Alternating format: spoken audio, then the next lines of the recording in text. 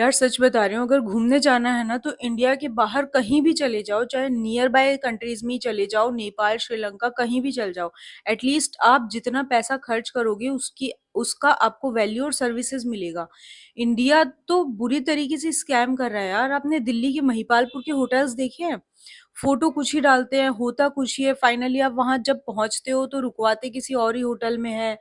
और 2,000 रुपए के होटल में भी ये इतनी फैसिलिटीज नहीं दे सकते जो यहाँ पे वियतनाम में मैंने 1,200 रुपए में ले ली, और ये मैं इंडियन रुपीज की बात कर रही हूँ। अब आप बोलोगे कि वियतनाम का तो पैसा गिरा हुआ है ये और वो। मैंने इसको इंडियन रुपीज से कंपेयर किया है, देन इंडियन सर्विसेज से ही कंपेयर किया है। भाई आप मानो चाहे ना मानो, इंडिया में स्कैम ही कर रहे हैं हम लोग आजकल हर फील्ड में। कोई काम नहीं करना चाहता, कोई सर्विसेज नहीं देना चाहता है, किसी को मतलब नहीं है काम की क्वालिटी से। क्वालिटी ऑफ लाइफ आपको जाननी है ना, इंडिया के बाहर कहीं भी चले जाओ यार।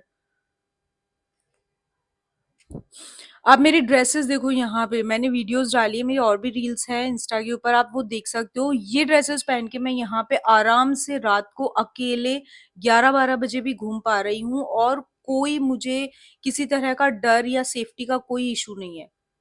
कल रात को हम लोग 12:30 बजे अपने होटल में वापस आए हैं वॉकिंग स्ट्रीट से।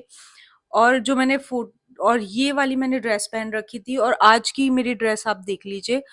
बिल्कुल कंफर्टेबल हूँ मैं यहाँ पे, चाहे लोकल्स है या टूरिस्ट है, कोई भी हो, वो इस तरीके से स्टीयरिंग या इस तरीके से मोलेस्ट नहीं कर रहा है, कोई अब्यूज नहीं हो रहा है, किसी तरह का कमेंट पास नहीं हो रहा है, किसी तरह का कोई कैरेक्टर जजमेंट नहीं हो रहा है।